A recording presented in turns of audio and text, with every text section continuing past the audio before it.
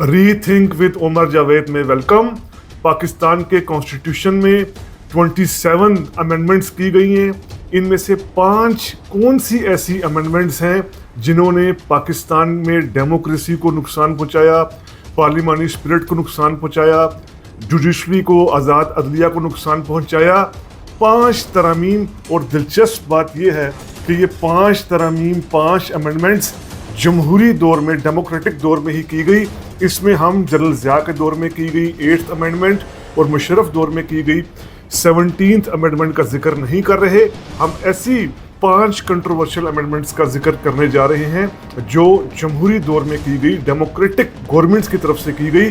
तो इस हवाले से अगर हम देखें, पहली जो कंट्रोवर्शियल हम अमेंडमेंट कह सकते हैं वो 3rd अमेंडमेंट 1975 में, जब प्रिवेंटिव डिटेंशन की इजाज़त दी गई, बढ़ाने की इजाज़त दी गई, और राइट्स ऑफ डिटेनीज, जिन सियासी कारकुनों को गिरफ्तार किया गया उनके खिलाफ उनको ज़्यादा देर हिरासत में रखने की इस अमेंडमेंट ने मंजूरी दी 1975 में। अब इसका मकसद क्या था? जुल्फ़िकार अली भुट्टो प्राइम मिनिस्टर थे और वो अपनी सबसे बड़ी अपोजिशन की पार्टी नेशनल अवामी पार्टी नैप को टाइट कर रहे थे, नैप को बैन कर रहे थे, इसके लीडर्स को पकड़े थे। तो अपनी अपोजिशन को ख़त्म करने के लिए, कमज़ोर करने के लिए भुट्टो ने 1975 में ये 3rd अमेंडमेंट की, जो एक कंट्रोवर्शियल अमेंडमेंट थी। उसके बाद 5th अमेंडमेंट 1976 में की गई। इसमें जो हाई कोर्ट के इख्तियारात थे, इनकी जो जुरिडिक्शन होती है, इनके जो ताकत होती है हाई कोर्ट की, इसको कम किया गया, क्योंकि भुट्टो साहब के कई इक़दामात को, कई स्टेप्स को जो मुख्तलिफ हाई कोर्ट्स थी, Lahore High Court, Sindh High Court, यहाँ पर चैलेंज किया जाता था और फिर यहाँ से भुट्टो के जो इक़दामात होते थे उनको ओवर रूल कर दिया जाता था। तो भुट्टो ने हाई कोर्ट्स के पावर को कर्टेल करने के लिए ये 5th अमेंडमेंट की 1976 में। उसके बाद फिर 6th अमेंडमेंट ये 1976 में की गई। इस अमेंडमेंट में जो सुप्रीम कोर्ट के जजेस थे, इनकी जो एज है रिटायरमेंट की वो 65 साल से 68 ईयर्स तक कर दी गई, और हाई कोर्ट के जजेस की 62 से 65 ईयर्स कर दी गई। अब बज़ाहिर ये जो 6th अमेंडमेंट थी ये सिर्फ एज बढ़ाने के हवाले से थी सुप्रीम कोर्ट और हाई कोर्ट के जजेस का, लेकिन इसमें भुट्टो साहब बेसिकली रिलीफ देना चाह रहे थे चीफ जस्टिस याकूब को, क्योंकि उनको उससे पहले जो जस्टिस हमीदुर रहमान रहे थे या कई ऐसे जस्टिस रहे थे जो भुट्टो को उस तरीके से उनके हर इक़दामात पर रिलीफ नहीं दे रहे थे, लेकिन भुट्टो ने अपने हामी जजेस को रिलीफ दिलाने के लिए ये अमेंडमेंट की, ताकि ज़्यादा देर तक वो हाई कोर्ट्स और सुप्रीम कोर्ट्स में रह सकें। तो ये हमें पता चल रहा है कि भुट्टो दौर में ही जिन्होंने, भुट्टो साहब ने यानी आइन बनाने में सबसे अहम किरदार उनका था, मुतफ़क्का जो आइन बना, कॉन्स्टिट्यूशन बना, लेकिन भुट्टो दौर में ही जो डेमोक्रेटिक दौर था, उस दौर में ही 3 ऐसी कंट्रोवर्शियल अमेंडमेंट्स कर दी गई थी। यहाँ भुट्टो दौर में और भी अमेंडमेंट्स की गई हैं, उस तफसील में हम नहीं जाएंगे। कुछ मजहबी रिलेटेड था, कुछ पाकिस्तान की बाउंड्रीज डिफाइन करने के हवाले से था। इन 3 अमेंडमेंट्स ने भुट्टो दौर में की गई जमहूरियत को नुकसान पहुंचाया। उसके बाद चौथी कंट्रोवर्शियल अमेंडमेंट 12वीं तरमीम 12 अमेंडमेंट 1991 में जो की गई, इस वक्त नवाज शरीफ मुल्क के प्राइम मिनिस्टर थे, और इस जो अमेंडमेंट 1991 में की गई, इसका करने का मकसद ये था कि सिंध में ऑपरेशन जारी था, ख़ास तौर पर कराची में MQM के ख़िलाफ़ बड़े पैमाने पर ऑपरेशन किया गया, और फिर MQM की जो मिलिटेंट विंग्स थे वो भी पकड़े गए, और MQM जिस तरीके से सियासत में तशद्दुद और दहशतगर्दी का सहारा ले रही थी, वो सब चीज़ें स्टेट ने उस टाइम उसको ख़त्म करने का सोचा।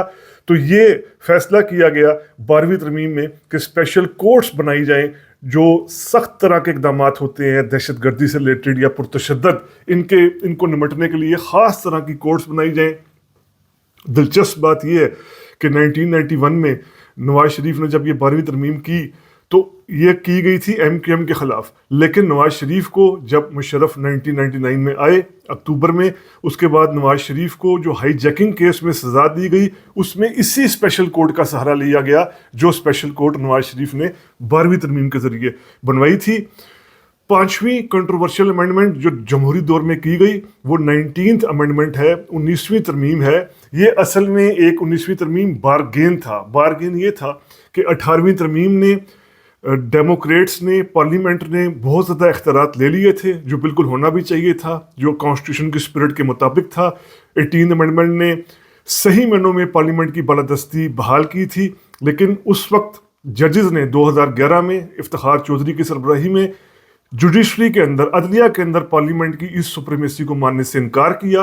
उन्होंने कहा कि जजेस की तैनाती में, अपॉइंटमेंट्स में, इन सब मामलात में जजेस ही सारा मामला तय करेंगे। तो ये एक पीपल्स पार्टी की गवर्नमेंट ने एक लिहाज से गिव एंड टेक किया कि अदलिया को उसका इख्तियार, यानी पार्लियामेंट ने सरेंडर किया और अदलिया को ज़रूरत से ज़्यादा इख्तियार दे दिया गया।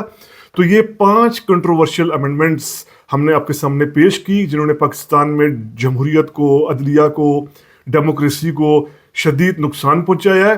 अब जो इस अरसे में, जो इस गवर्नमेंट ने 26 और 27 अमेंडमेंट्स किए हैं, इनके बारे में भी जो फ्यूचर होगा वो यही डिटरमिन करेगा कि ये भी ऐसी अमेंडमेंट्स थी कि जो सो कॉल्ड जमहूरी दौर में की गई, लेकिन इन अमेंडमेंट्स ने भी पाकिस्तान में जमहूरियत को, पार्लिमानी सिस्टम को बहुत नुकसान पहुंचाया।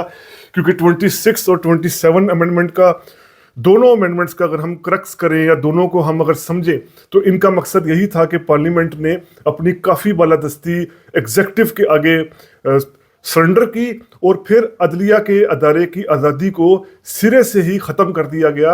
अदलिया को एक लिहाज से बिल्कुल एग्जेक्टिव के ताबे बना दिया गया 26वीं और 27वीं तरमीम में।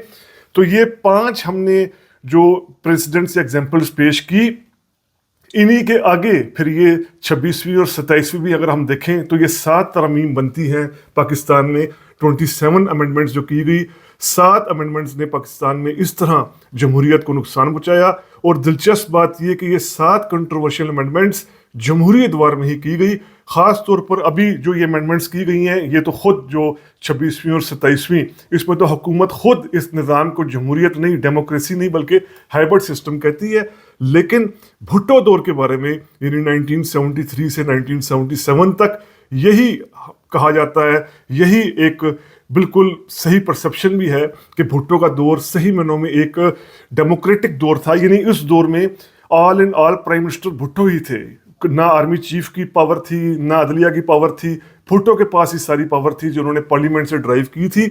उसके बावजूद ये भुट्टो दौर में भी 3 कंट्रोवर्शियल अमेंडमेंट्स करके डेमोक्रेसी और जमहूरियत को नुकसान पहुंचाया गया। तो ये एक मिसाल है कि किस तरीके से पाकिस्तान में मुख्तलिफ दौर में, मुख्तलिफ अदवार में, मुख्तलिफ पीरियड्स में कॉन्स्टिट्यूशन अमेंडमेंट्स करके पॉलिटिकल फ़ायदे हासिल किए गए। असल में अपने इख्तियारात की जंग थी। कभी एग्जेक्टिव को मौका मिला, उसने अपना पल्ला भारी कर लिया, कभी पार्लियामेंट को मौका मिला, उसने अपना पल्ला भारी कर लिया, मौका मिला तो अदलिया को नीचे कर दिया। कभी अदलिया ने देखा कि हम अपनी कुछ बात मनवा सकते हैं तो 19वीं तरमीम हो गई। कभी ये देखा कि ख़ास तरह की पावर, ख़ास तरह की चीज़ें अदलिया से वापस ले ली जाएं, तो फिर हमारे सामने 26वीं और 27वीं तरमीम आ जाती है। तो असल में ये जो पाकिस्तान के कॉन्स्टिट्यूशन में अमेंडमेंट्स हैं, ये तो हमने 7 कंट्रोवर्शियल अमेंडमेंट्स आपके सामने पेश की, लेकिन तमाम अगर हम अमेंडमेंट्स देखें, इनमें किसी एक अमेंडमेंट के बारे में, सिवाय 18वीं तरमीम को हम कह सकते हैं कि कुछ पार्शली उसने अवाम के मसाइल हल करने की, ख़ास तौर पर सूबों को राइट्स देने की, NFC अवार्ड में इजाफे की बात की थी।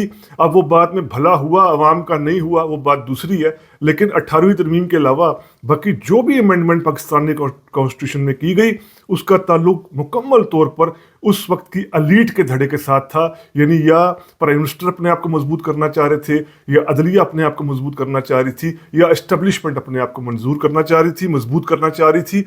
तो ये रीथिंक विद उमर जावेद के प्लेटफॉर्म के ज़रिए आपके सामने हमने पाकिस्तान के आइन में की गई 5 कंट्रोवर्शियल अमेंडमेंट्स और उसके बाद फिर 26वीं और 27वीं तरमीम के हवाले से वीलॉग पेश किया।